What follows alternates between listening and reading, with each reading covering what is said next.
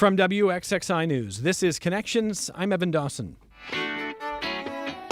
Our connection this hour will be made on the ice in Turin, Italy, later this year. That's where a local woman will be representing the United States in figure skating at the Special Olympic World Games. Connections listeners know Corey Peels from several appearances on the show, and people in the greater Rochester area may know her from her talents on the ice. But as we are going to learn this hour, it's not just about the sport of figure skating. Faculty and students at RIT are taking sports journalism beyond just the statistics.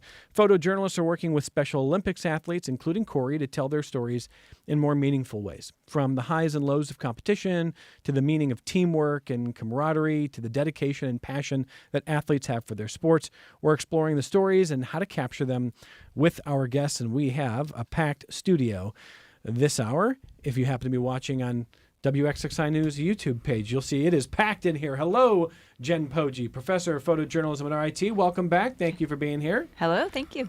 Same title for Josh Meltzer, professor of photojournalism at RIT. Thanks for being here. Thanks for having us. I mentioned the real star here, Corey Peels. Welcome back. It's great Hello. to see you. Great to see you How too. many appearances here? This is third or fourth time I think we've seen you over the years. It's great to have you back here. Too many years. Too many years. Thank you for being here. It's You're great to welcome. have you. Thank you. And welcome as well to Travis Lacoste, who is a fourth-year photojournalism student at RIT. Hello, Travis. Thank you for being here. Yeah, thank you. In a moment, we'll welcome Casey Vatimo, who's the Senior Vice President for External Relations at Special Olympics New York. In fact, I think we've got Casey on there now. Casey, can you hear me? Yes, I can. Hi, Evan. Thank you for making time for the program here. So, Thanks for having us. this story is part of Dialogue on Disability Week. It's a partnership between WXXI and the Al Siegel Community of Agencies in conjunction with the Herman and Margaret Schwartz Community Series. And full disclosure, WXXI is a media sponsor of the State Winter Games for Special Olympics New York. Those games will be held here in Rochester next month, February 21st and 22nd. They're going to stay here for the following 2 years, if I'm right about that. So that's all of the background here. But, Jen, you reached out recently. We've had really wonderful conversations before with some of the athletes, some of the photographers. In your mind, what is the bigger story here? Why are you doing what you're doing, and what do you want listeners to understand about how we are seeing these athletes and seeing our communities? Yeah, it's a great question. I think the bigger our learning opportunity here is connection, is being able to document for our students, document the intellectual disability community, the Special Olympic community, and that's not just the athletes, although they're certainly front and center, but that's the coaches and the families and all the providers who assist these athletes, and also the larger stories beyond the Winter Games. And that's part of what we're really excited about this year, is continuing to tell stories that are off the field of competition. We'll talk to Josh in a second about how this project got started. We really shouldn't bury the lead. Some pretty exciting news. I mentioned Corey's story. You're going to represent the U.S. in the 2025 World Winter Games in Turin, Italy. Is that right? Yes, sir. How do you feel about that? I'm so excited. I'm looking forward to it. I've been wanting to do this for a long time. And that's, it's going to be great competition. Yes. Are you nervous? Are you feeling good about it? I'm not nervous at all. I'm looking forward to it. And what excites you the most about this, Corey? Well, what's the most exciting part about this is meeting new people from around the world, eating food there that I've never had before. Oh, yeah. Exploring things, having fun. That's the most important thing. Yeah, I have been to Italy. I want to warn you, the food can be distracting. Oh, okay. Good to know. No, in a good way, but boy, Okay. is it good. Yeah. It's really good. So that's a great piece of news. Corey's also going to serve as a health messenger and a member of the Regional Athlete Leadership Council. Is that a lot of work? What do they got you doing? Well, I'm graduated last night. My mom is she's the leader of the director of it, and I'm going to be doing it again as being a mentor to others. That's great stuff. And shout out to Mom. Great mom. You're very lucky. Yes. You've got a great mom. We've met her many times over the years. So we're going to explore a lot this hour. I want Josh to tell us a little about how this particular project got started. Sure. I was in grad school working with my professor, Rich Beckman, at the University of Miami, who had worked with Special Olympics both at the local, state, national, and international level for more than 30 years. And I had the opportunity to volunteer with him and other students that he had at some of the World Games in Los Angeles in 2015, in Graz, Austria at the Winter Games in 2017, in Abu Dhabi in 2019. And that experience was really eye-opening for me. I had never interacted with Special Olympics before that, and really fell in love with the community, the power of storytelling that can happen in that community. And so when I moved to Rochester and started teaching at RIT, I read somewhere that the New York State Games were here, and I thought, wow, this is something that I could take the idea from my grad school experience and apply it here. So we began with sort of a very informal kind of workshop where we invited students to volunteer to cover the games. We reached out, they gave us some work rooms. And over those 3 years, 2018 to 2020, we grew to where we now offer a 1-credit workshop for students. In 2007, the last year in 2020, which was about a week before the pandemic started, we had about 70 students participating, including students from across our school, from outside of the School of Photography, doing photo editing, of course, photojournalism, but also making portraiture at each of the venues. So, and teaching leadership. And then it went to Syracuse for a few years, and it's back now. So we're offering our 1-credit workshop again. As of today, I think we have 50 students signed up. We'll be covering all of the venues and growing our coverage as well.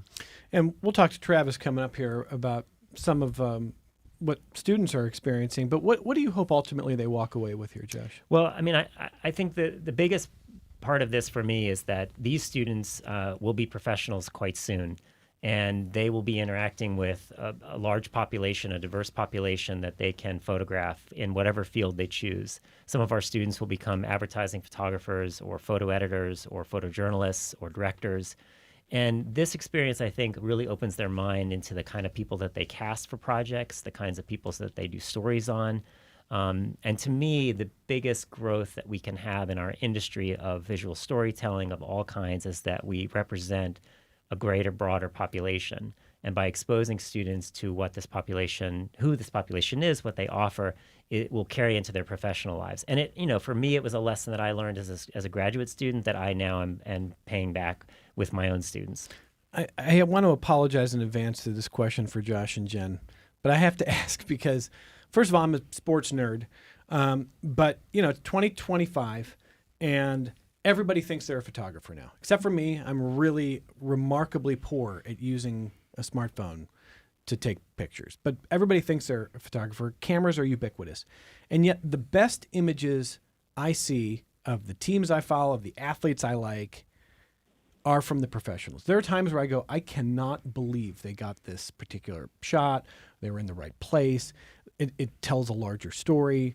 I'm not going to take listeners through all of Cleveland sports for the hour because that would probably be offensive. But go Bills, I guess. What is the difference in 2025 for students who are thinking about a future career in this, but also feeling like, but isn't there a camera everywhere? Isn't this a different era? Take me through your thoughts on the value, the training, the professionalism that separates that. And I apologize for that. I mean, it's a good question because everybody is a photographer. Everybody has a camera. I use my iPhone all the time because it's always in my pocket. And, the best camera that you can have is the one that you have with you at that moment. So you're not going to take a picture if you don't have a camera. So some of that is wonderful. Everybody's become a photographer, and I think that's great. What we focus on is, I would say, two things. One is the aesthetic properties of making good pictures, whether it's composition or lighting or moments and things like that. And Travis can talk to you about his experience as a student. But I think the deeper thing that we work on is access. So, if I were to put anybody in front of an amazing situation, more than likely with their iPhone 5 or whatever they happen to have, whatever, camera they have, they'll make a pretty darn good picture because it's an incredible moment right in front of them. But how many people will be in that moment? How many people can navigate access to be in someone's house when something important is happening in their lives, to be backstage at a concert with someone, you know. And so we are navigating trust, which is a huge part of what we do and what we teach, and access and understanding, and also thinking about when is the right time to push the button, and sometimes when is not the right time to push the button. So the photographers who are professionals that are out covering sports, they have access to certain equipment, which certainly helps. They have a whole lot of practice, and they've messed up a lot of times, and I've messed up every single thing I can think of once or twice, which is the best way to learn. But really, they're talking about access and building trust. So when we're working in a nonfiction world, you have to have people that allow us to that we have trust with them, and that takes often a lot of time. And I know Travis and Corey have developed a good relationship working together on a project that's ongoing that they can talk about. But trust to me is the absolute key to getting good pictures, really. Jen, you want to add to that? Yeah, I would just say the storytelling aspect, right? Photography is inherently technical, and you know, with advanced equipment that, you know, the consumer has through their phones or other, you know, other basic equipment, that has even the playing field from a technical sense. But then what do you turn your camera on?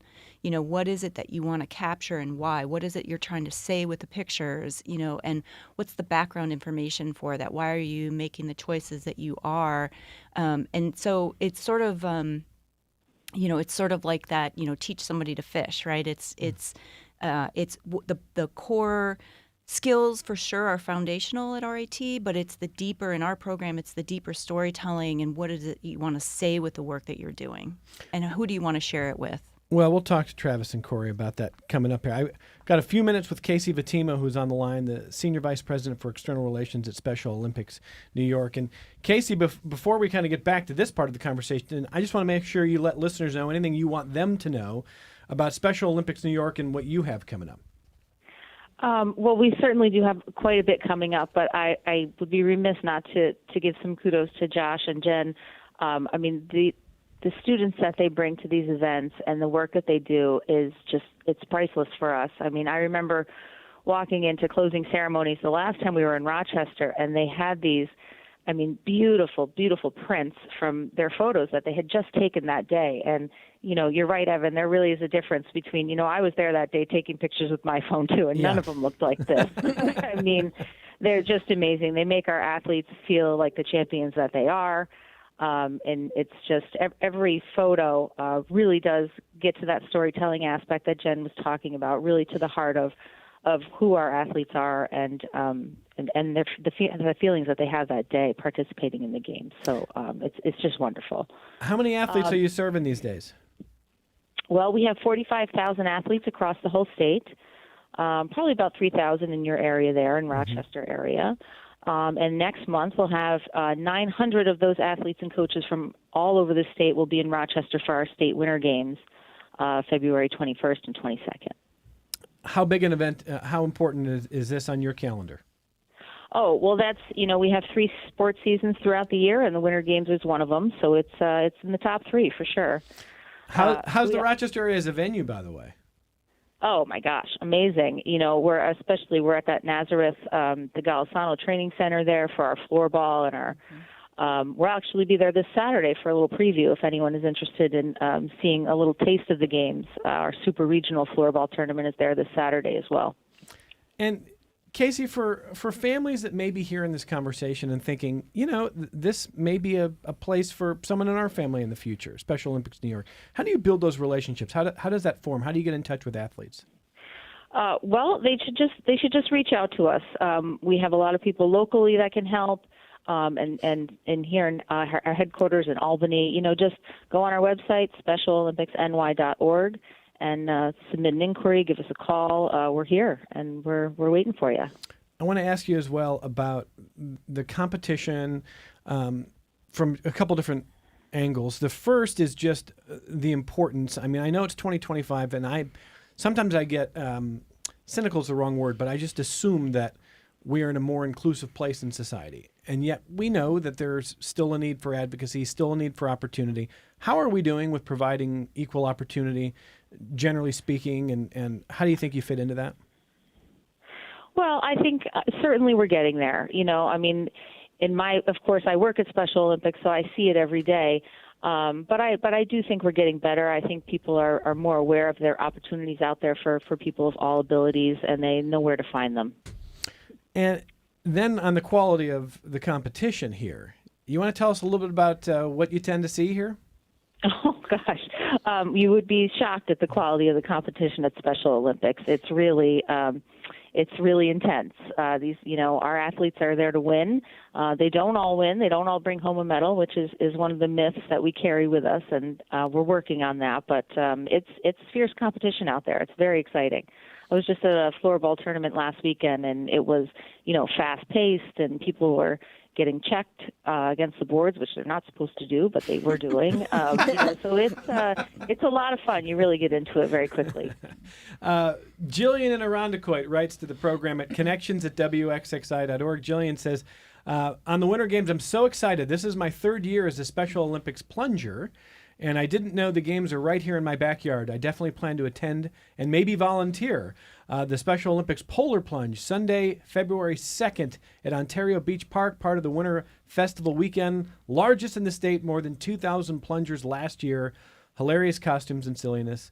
Wants to know, do your guests cover the plunge as well? Anybody? Yeah, Jen? 100%. Yeah, that's a big part of, community support, and it's a really fun event. Corey has a special role in that. I'll let her tell you about that. But absolutely, it is something that our students are out there covering. What's the role, Corey? Tell us about the plunge. I'm the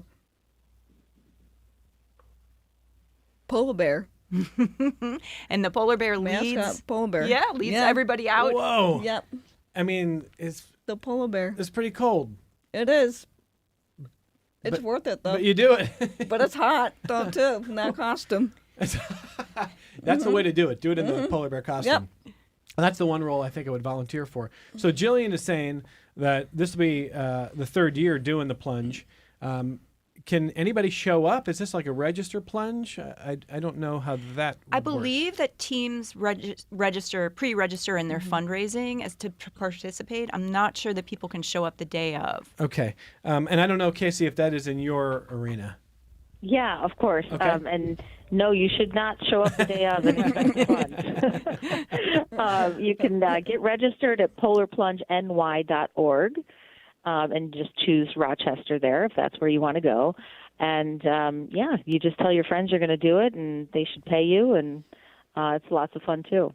Casey, Jillian is also saying that not only is she a plunger, but it's fun to hear for her to hear that the games are going to be essentially right in her backyard. What does it mean to the whole organization and the athletes that Jillian and Irondequoit and others find out that this is happening and attend and be there and support? Yeah, I mean, it means the world to us, and we really do, things especially like these big games, we can't do without our volunteers. So for State Winter Games, for example, we're looking for 350 volunteers from the local community to come out and, pitch in. We can't do that event without our volunteers. Well, in our second half hour, we're going to show you some of the photos coming up here. Casey, before I let you go here, I'll just ask you if there's anything else that listeners ought to know about the games, about how to support your organization, and what you want to leave them with before we let you go. No, it's just, I would just say that there's something here for everyone, whether you're an athlete or you know someone who should be an athlete. If you just have a love for your community and you want to come out and volunteer, or doing the polar plunge is on your bucket list. There's something really here for everybody, and we just appreciate everyone's support. Casey, thank you for making time for the program today. Thanks for having me. Casey Vitimo is Senior Vice President for External Relations at Special Olympics New York, and big stuff coming up here in the Rochester area, February 21st and 22nd. WXXI is a proud media sponsor for the State Winter Games for Special Olympics New York. And what we're going to do is we're going to take an early only break of the hour, and we're going to come back, and Travis Lacoste and Corey Peels have been developing this relationship. We're going to talk about what their story entails here, and we're going to talk more with the athlete, with Corey. I've got some pictures in my hand. We're going to share them. If you're watching on YouTube, we'll have them for you there on the WXXI News YouTube channel. So wherever you're finding us, whatever platform you're on, we're thrilled to have you with us, and we'll come right back after this only break of the hour. I'm holding a stack of photos, and like we've been talking about, I mean, you can do your best to shoot with this, but the professionals and the budding professionals are so good. They're capturing these moments that athletes have of success in Special Olympics New York, but also sometimes you get a shot on the bus and people dapping each other up, families, kind of like families backstage. I mean, you just feel like you're in everybody's incredible moment here in a really loving, not exploitative, but just loving, amazing way. Like you're just capturing something so cool. And so we'll share those, some of you, if you're watching on YouTube, on WXXI News' YouTube channel. But Josh, Jen, before we talk to Travis and Corey, again, you want to set up for listeners how this relationship comes together, how these students end up in this spot, and then we'll kind of dig into Travis and Corey's story. Sure. So this is going to be a workshop for our students. They'll earn 1 credit, and we'll have this year about 50 students from across not only the School of Photography, but from other majors and other schools at RIT. We have a big workroom. We send teams of students to every of the 6 sport venues, including covering action and moments like you're looking at if you're on the YouTube, and also a few teams of portrait photographers who are going to be making some of the portraits. And I think I included a couple of Corey that were made a few years ago. Some of the students will be photo editing. We'll be helping run the social media channels for Special Olympics New York.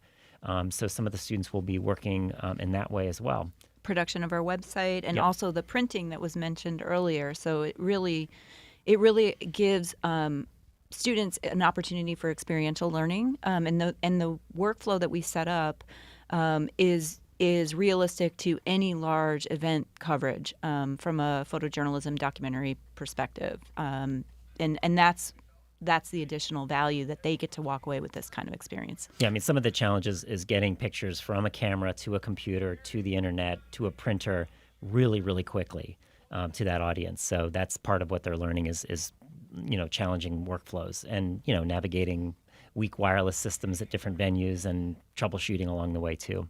How's Travis doing? He's doing great. Travis Lacoste, a fourth-year photojournalism student at RIT. Where's home for you originally, Travis? Lots of places. Get right on that microphone for me. Yeah, lots of places. I originally grew up in Kansas, but I lived most of my life in Texas, and then came to Rochester for school. For school, for this? Yep. For this. So tell me about why you want to do this. I don't know. I mean, I think I could give you a long answer, but my wife and I backpacked across the country a few times. And during that, I met these amazing characters that told me amazing stories. And I really made a connection with them on that. And it was part of my personal journey. And I learned the power of learning other people's stories.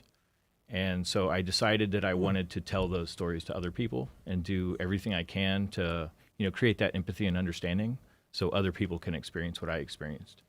That is an awesome story. I mean, you're clearly a very empathetic and deep thinker. I mean, I'm stumbling here. That is not what I expected to hear. I really enjoy this. Anytime you can stump the host, that is not in my notes here. So tell me a little bit more about having these experiences and why it moved you that way, why it mattered to you to try to get to know who someone was as a person. I mean, I think understanding how other people have dealt with life helps you deal with your own life. And that depends on the story. Like, unless you sit down and really take the time to understand why people do it, you don't really think about it. And I think that photojournalism does that in a very effective way now, because I don't think a lot of people take the time to read as much as they used to, for instance, especially with the rise of social media, things like that. But photojournalism definitely has the opportunity to just grab somebody and pull them in with a very effective photo. And then you get them to read the deeper version of that story. And through my work at RIT, through various schools, I've done a lot of work with not-for-profit groups that deal with the homeless population and people who use drugs, and they're stigmatized a lot. But then you sit down with these people and you realize that they were in the same place that you are at a different point in their life, and that there's a lot more understanding and things that you have in common with this person than you have different with them. And I think that is a way for society to understand and make policy, public policy, move forward in a positive manner that works for everybody. No, that's a way for us all to do everything better. Right. I think that's phenomenal. Were you a good listener growing up? No, not at all. You really don't think so? Absolutely. I mean, I don't think so. Yeah, I was a really bad kid until I got to high school, to be honest with Hold you. on. But- we don't but- like labels like not bad kid. Travis, Not like criminal or anything, but like, you know what, I'm still kind of like that. Like, I like to go against the grain. So if my parents told me don't do that, like, that was the first thing I did. You know, they're like, don't jump off the house. I did that. I broke both my ankles doing it. Like, They should have what told Tra- you, like, don't you take out the trash. Don't you do it. yeah, I mean, like, I'm going to do right, it. absolutely. Yeah. What Travis is not telling you is that he was huge in the debate team in an earlier life, and I think there's a thread of that wanting to sort of dig in that is a skill that kind of translates to this profession. Yeah, absolutely. Like, so when I was in high school, I got into debate, and then I went on scholarship the first time I went to college, and I studied rhetoric and philosophy. I double majored in that, and I was actually a Texas State debate champion. I beat the University of Texas in finals, even though I was at like a small school. And You that's and Ted Cruz.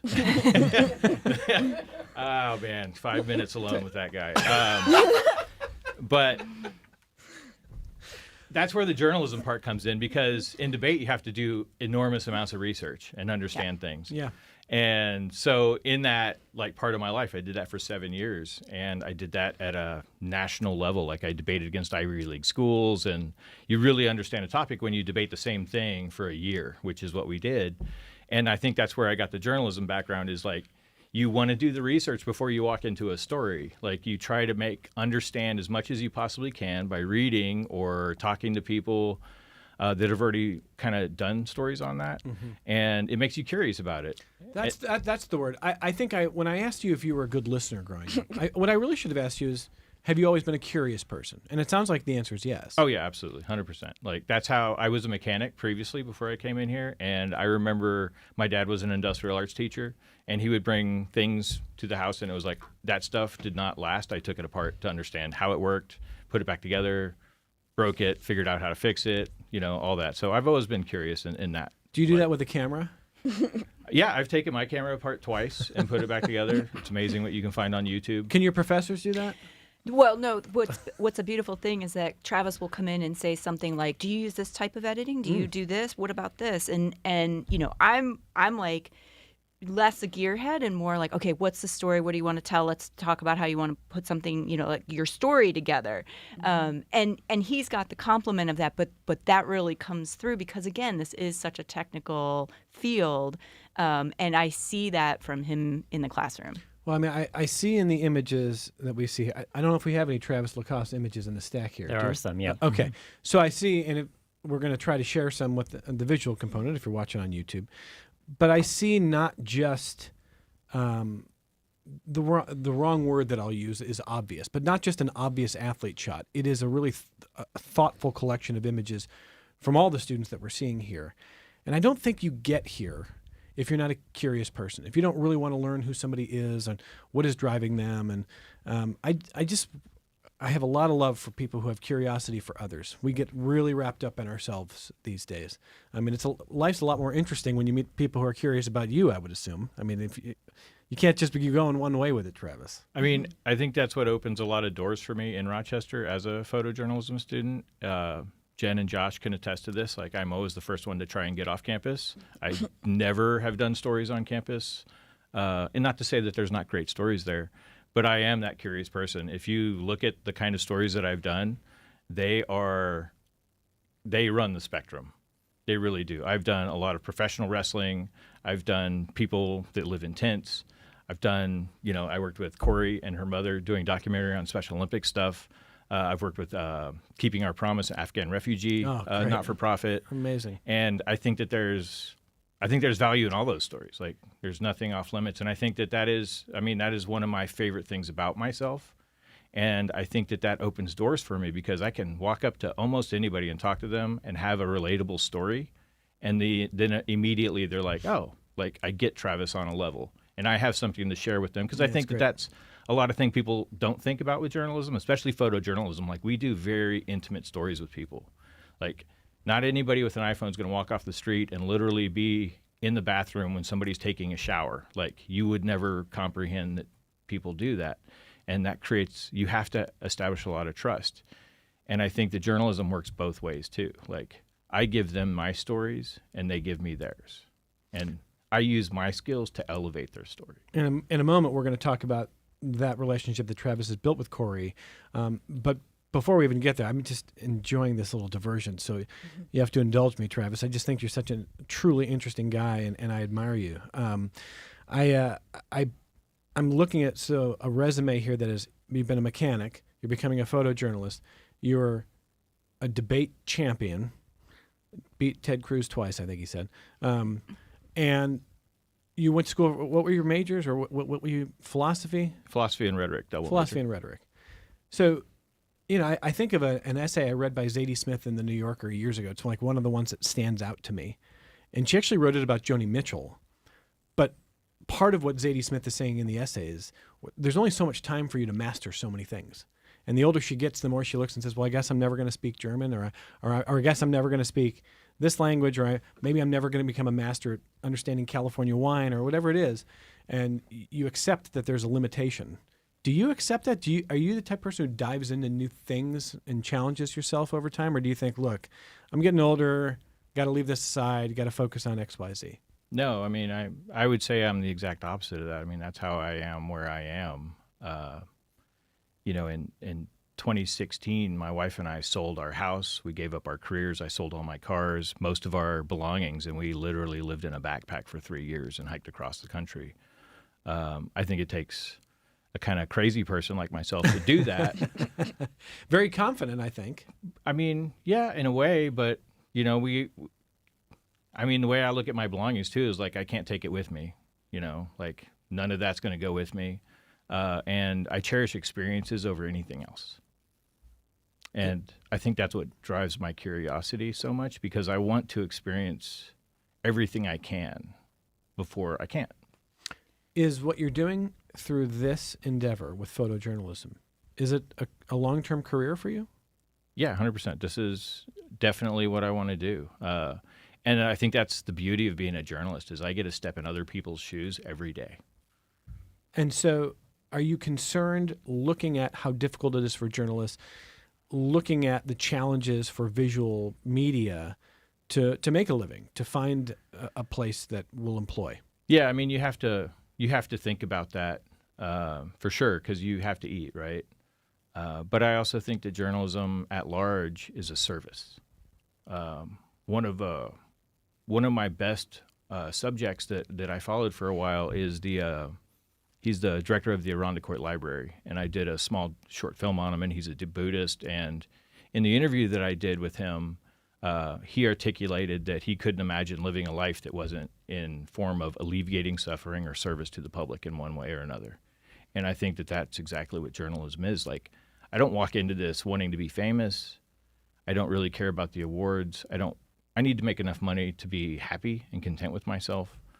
And be able to have, certain joys in life or whatever. But I mean, I love doing this work right now. Like, that's enough for me. I don't need to be rich. I didn't walk into this thinking I was going to be rich.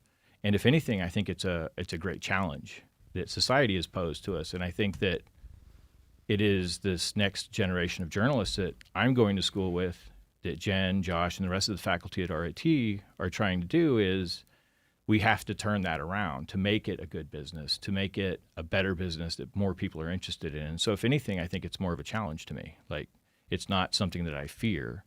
It's something just to be dealt with. Why would you fear this? You sold everything you had and you went on the road for 3 years. Yeah. Nothing scares you, man. I mean, yeah. I mean, I don't know. I mean, I got chased around by a guy with a shotgun in Florida. That was kind of scary. So I do fear things, right? As part of this 3-year journey? Yeah, I mean, we got shot at in Florida. I got chased by packs of dogs. Like, that is just like a whole different thing. But did you write a book about this? No, I have not. Would you like a ghostwriter? Sure. But Evan, I think that the kind of storytelling that Travis is talking to you about, it for sure happens in traditional journalism outlets, but part of why we really emphasize the storytelling aspect of it is over the technical, is that this kind of storytelling can be applied in different ways. And so, yes, the look of our industry and traditional outlets continues to change and evolve. But we have students who go on and they tell nonfiction storytelling about their communities in things like in unions or in school districts or, you know, in nonprofits, as Travis mentioned. And so that, you know, if you can tell an authentic story, that's a skill that's going to support you. And you're going to, you might have to work to find places that are going to allow you to do that. And really want that, but that's what people respond to. That's what audiences respond to. And I also want to say that, you know, our students benefit from, you know, from watching Travis and, you know, his sort of insatiable curiosity and getting off campus and getting out into the community.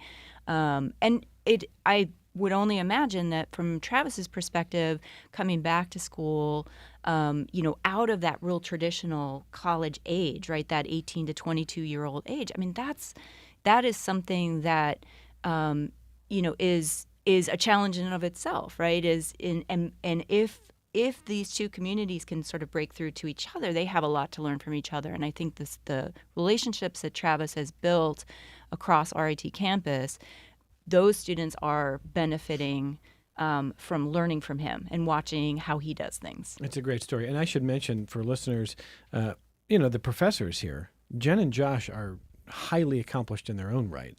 And so, Jen, that's high praise for Travis. Josh, what do you make of his approach to journalism and storytelling? Well, I mean, the curiosity is I actually think it's something that's very hard to teach.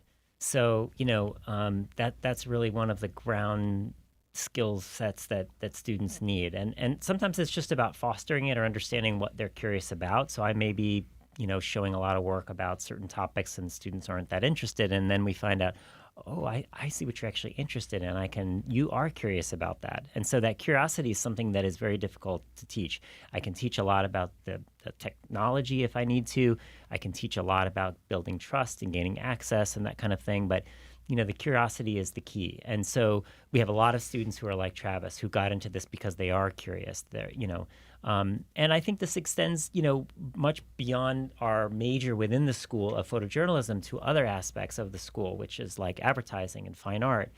We have those students participating in this as well, and they bring a sense of curiosity that is also super valuable, but and yet different.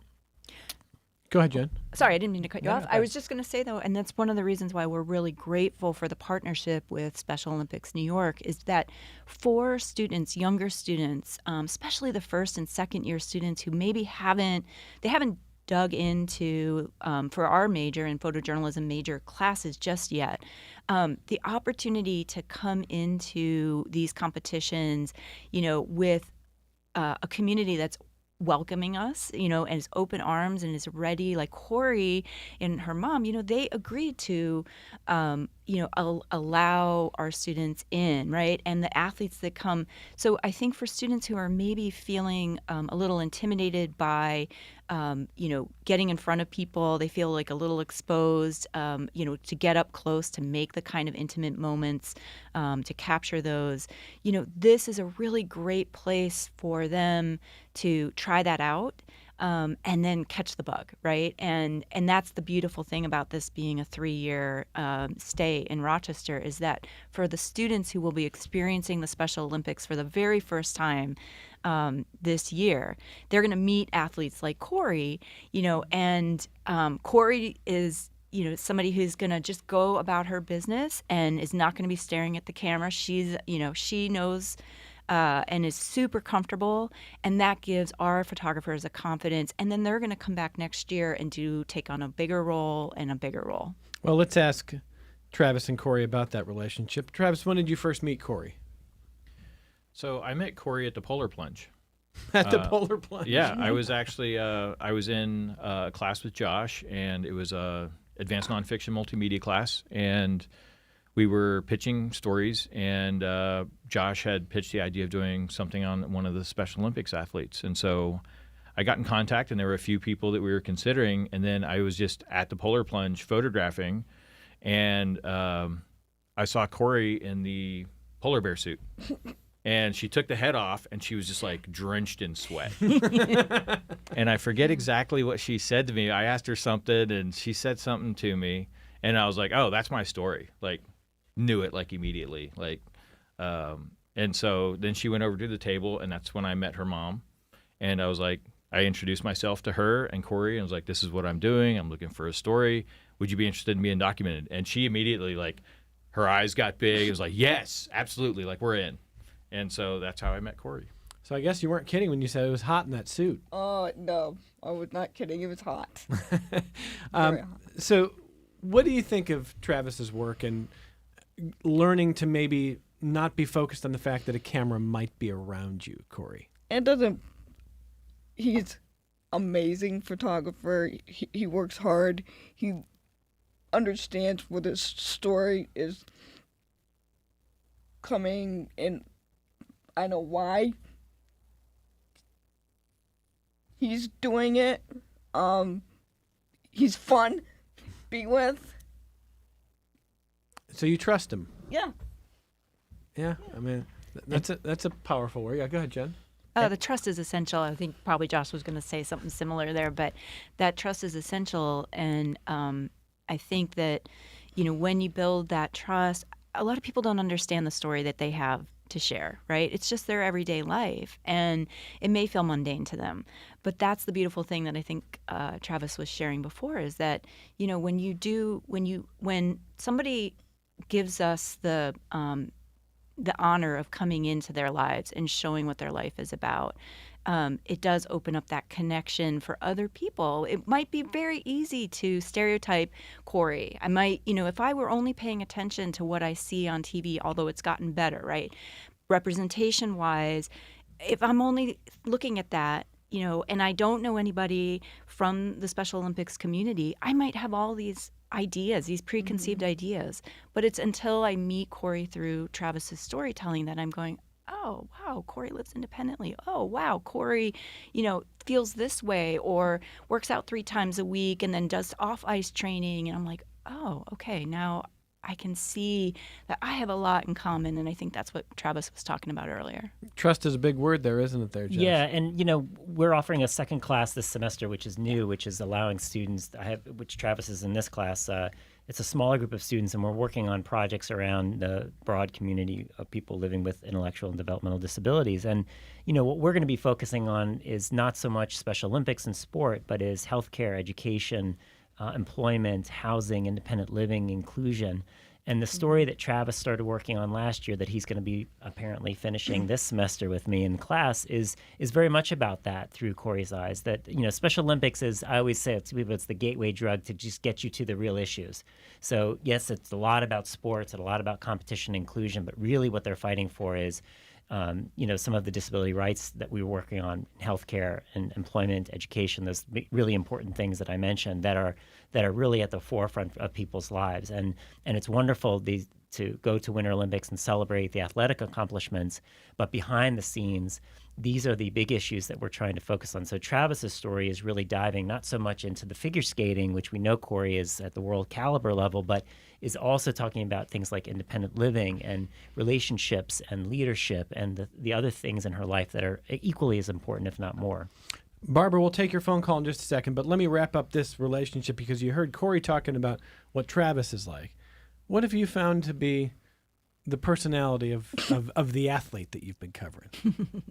Corey, yeah, she's snickering. No, I'm not. No. I'm not. She's laughing. I mean, I think Corey's like a lot of people are. Like, we have different aspects to our personalities, and I get a completely different view into Corey's life. When you leave a lav mic on somebody for 5 hours and it's recording the whole time and they forget it's there, you get a really intimate look at what somebody thinks when they verbalize it. But no, Corey's amazing. She's definitely a leader, respected in the community. She does great work with people, and she does have that point where she can just like shut people down. Like if she doesn't like something, it's like, it. It's nope, not doing that. And that's her personality. And that's Sweet, a great part of outgoing it. Corey. Yeah. Put the clamp down. Yeah. And then if it's like something she doesn't like, no, like absolutely not. And Corey can really skate, can't she? Yeah, absolutely. And it's not only that, it's like, it's equating to like when I hiked thousands of miles, right? Like, it's not doing it one day. It's getting up and doing it every day. Like, that's a grind. That's like harder than just like that. Competition is how many decades of experience and practice and going and doing it. Like, that's tough.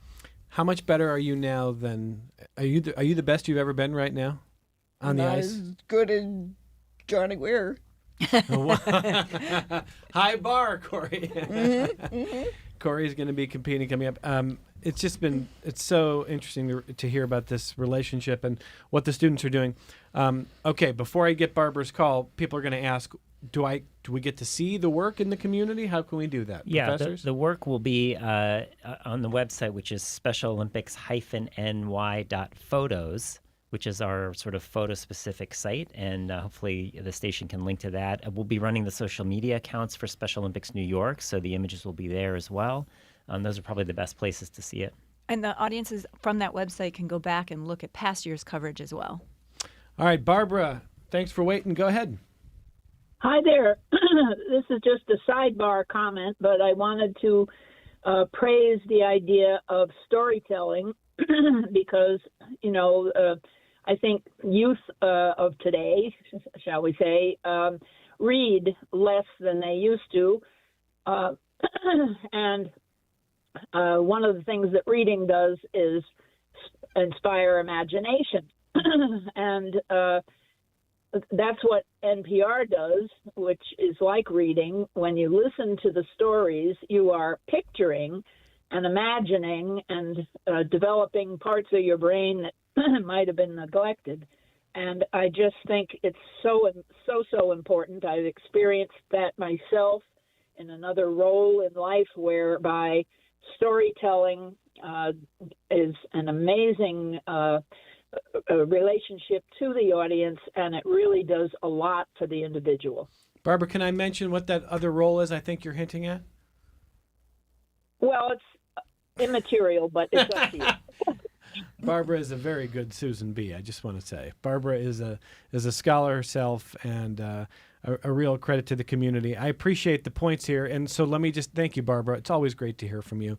But the broader point, I don't think that's a sidebar. I think that this hour has been about learning how to really tell the personal stories, not just sort of ephemeral, faraway photography, but a relationship, trust, understanding that this has been, as Travis was just saying, day after day after day, the grind to get to the point where now you're competing in Special Olympics. Now you're competing against world athletes.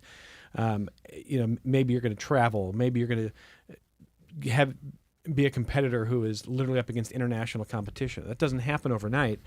And Barbara, I think that's a beautiful sentiment, that storytelling really does still matter. So, Travis, you made that a center point of what you've told us today. I'll ask you, how do you see the state of journalism, that this world that you're entering now? How are we doing as a society with storytelling? Yeah, I mean, I think we're in flux, but I think that there's, I think there's light on the horizon, though. Like your previous guest, V, I was listening to that as I was driving in, you know, and I think that there's a role for independent journalism. I think there's people that are doing great things doing that. I also think we need to be careful with that, too, though. Like, democratization of information is not always the best thing. I think there's a lot of value in my education about how to publish pictures, how you portray a person, being very cognizant of that. And I think that can be dangerous on social media. Like, a lot of people don't think about that, and they don't have the understanding that we get because that's what we do. Like, we are professionals at that. That is our job, and we don't always get it right. But I do think that journalism is on the upswing, and I think that you can point at documentary movies and the success that they've had and how much they've taken that off. And I think that that's a bright spot, and it shows how interested people are in those stories. So I think that journalism, I think it's interesting with our incoming administration and our new president. I think that he's very dangerous personally, as far as how he views it as a tool to promote himself rather than getting at the truth. But that's my personal opinion about that. Other people obviously think differently.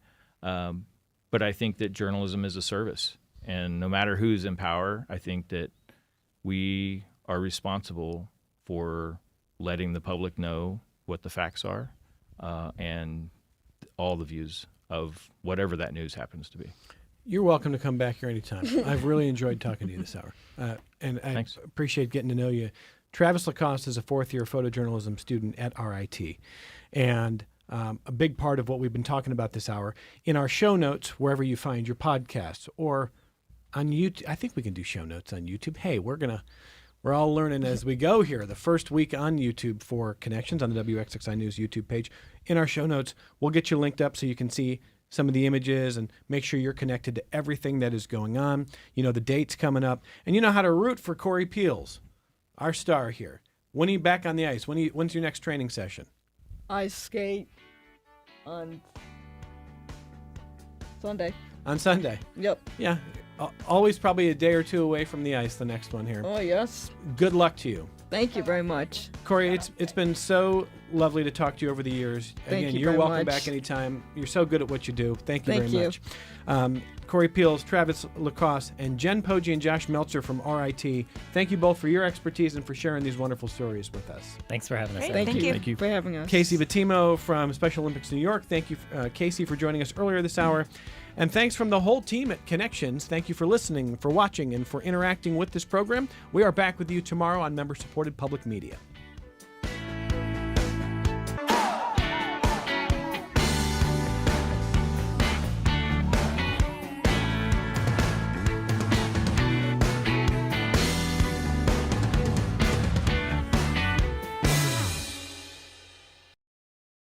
This program is a production of WXXI Public Radio. The views expressed do not necessarily represent those of this station, its staff, management, or underwriters. The broadcast is meant for the private use of our audience. Any rebroadcast or use in another medium without expressed written consent of WXXI is strictly prohibited. Connections with Evan Dawson is available as a podcast. Just click on the Connections link at WXXInews.org.